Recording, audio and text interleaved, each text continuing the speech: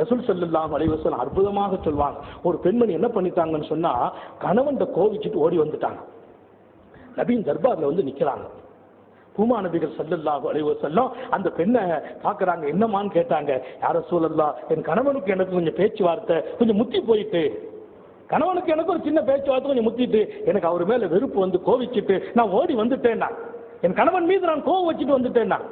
அல்லாஹ்வுடைய ரசூல் என்ன சொன்னார்கள் தெரியுமா? என் அன்பு தாய்மார்களே, கணவனை கோவிச்சுட்டு உங்க வீட்டுக்கு நீங்க ஓடி போயிடுறதோ, கணவனை கோவிச்சுட்டு நீங்க எங்கேயாவது எஞ்சி போயிட்டீங்க, அல்லது தனியா போய் படுக்கிறீங்க, கணவன் மேல கோவப்பட்டு வெறுப்படைஞ்சு அவர் பேசின வார்த்தை ஒண்ணு கொஞ்சம் கூடுதலா பேசிட்டாரு, அப்ப நீங்க கோவப்பட்டா என்ன சொன்னாங்க நபி? கைஃபா ஹுவா கைஃபா ஹுவா ஜன்னத்துகி வ நாருகி, நீ எப்படி கோவித்து வந்திருக்க முடியும்?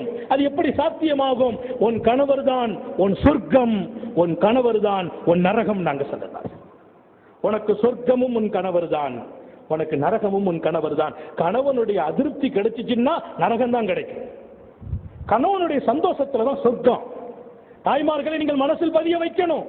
நம்முடைய கணவன் சந்தோஷப்படுகிற வரைக்கும் சொர்க்கம். கணவனுடைய அதிருப்தி ஆயிட்டா வாழ்க்கையில வணக்கம் இருந்தா கூட அல்லாஹ் அதை ஏற்க மாட்டான், நரகத்துக்கு போக வேண்டிய கட்டாயம் உண்டாயிடும். பெருமானார் ஸல்லல்லாஹு அலைஹி வஸல்லம் இப்படி அழகா சொன்னாங்க, எந்த பெண் கணவனுக்கு சங்கடம் கொடுக்கிறாளோ அப்படிப்பட்ட பெண் லா தஜிது ஹலாவத்தல் ஈமான், ஈமானுடைய சுவையை கூட அவளால் சுவைக்க முடியாது.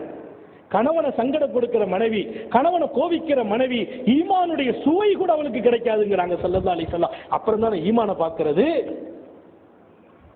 எந்த ஒரு பெண்மணி பாத்தத், அவள் ராத்திரி படுக்கிறா,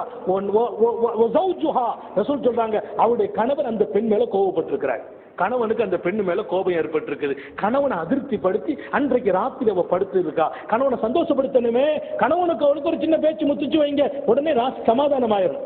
எல்லாருக்கும் சொல்றேன், மனைவிக்கு நமக்குள்ள விவகாரம் எப்படி இருந்தா, கொஞ்ச நேரம் பேசணும், சில பேச்சு கூடிரும், சில பேச்சு கொஞ்சம் விவகாரம் ஆயிடும், உடனே சமாதானம் ஆயிடணும். தப்பு நம்ம இறங்கிடணும், ஒன்னு அவங்க இறங்கிடணும் அல்லது நம்ம இறங்கிடணும். 2 பேர் முருங்கை மரத்தில் ஏறணும், விவகாரமாக்கு இறங்கிடணும். ஏன் அடுத்த கண சமாதானம் ஆகணும். நாங்க ஸல்லல்லாஹு அலைஹி வஸல்லம் ஒரு பெண்மணி கணவனை சமாதானப்படுத்தாம கணவன் பேர்ல கோவிச்சிட்டு கணவன் அவ பேர்ல கோவிச்சு அவர் ராத்திரி படுத்து கிடந்தால் லஅனத்துல் மலாயிகா ஹத்தா தஸ்பிஹா, அவளுடைய காலை சுபுகில் அவள் எழுந்திருக்கிற வரையிலும், அதிகாலை பொழுது விடியும் வரையிலும், அன்று இரவு பூராவும் ஒரு மலக் அந்த பெண்ணின் மீது சாபம் இடுகிறார். லஅனத்துல் மலாயிகா. நாங்க யாரு சாபம்? யாரு சாபம்? நபி பெருமானார் ஸல்லல்லாஹு அலைஹி வஸல்லம் மலக்கு சாபம் இடுகிறார் அந்த பெண்ணை. லானத்துல் மலாயிகா, அந்த பெண்ணை மலக்குகள் சாபம் இடுகிறார்கள். ஹத்தா துஸ்பிஹா, காலை பொழுது விடியும் வரையிலும் சாபம் நடக்கிறது. அப்ப என்ன செய்யணும்? உடனே சமாதானம். மனைவியோடு நம்ம விவகாரங்களை உடனே தணிச்சுக்கணும். அந்த பெண் இவருடைய கட்டளைக்கு வந்துடணும்.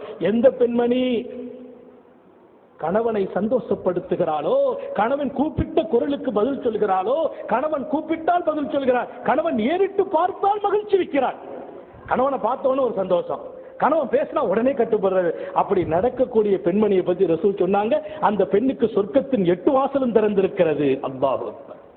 என் அன்பு தாய்மார்களே, சொர்க்கத்தின் 8 வாசலும் திறந்திருக்கிறது. எல்லா வாசலிலும் அவள் அழைக்கப்படுவாள். இப்படி வந்துருங்களே, இந்த வாசலில் நுழையுங்களே, அங்கிருந்து மலக்குகள் அழைப்பார்கள். என்ன காரணம்? இபாதத் அல்ல. இபாதத்து இருந்துச்சு, கணவன் கூப்பிட்ட குரலுக்கு பதில் சொன்னார், கணவன் ஏறிட்டு பார்த்தால் கணவனை சந்தோஷப்படுத்தினார், கணவனை மகிழ்வித்த அந்த பெண்ணுக்கு சொர்க்கத்தின் 8 வாசலும் திறந்திருக்கிறது என்று சொன்னார்கள் எங்கள் நாயகம் ஸல்லல்லாஹு அலைஹி வஸல்லம்.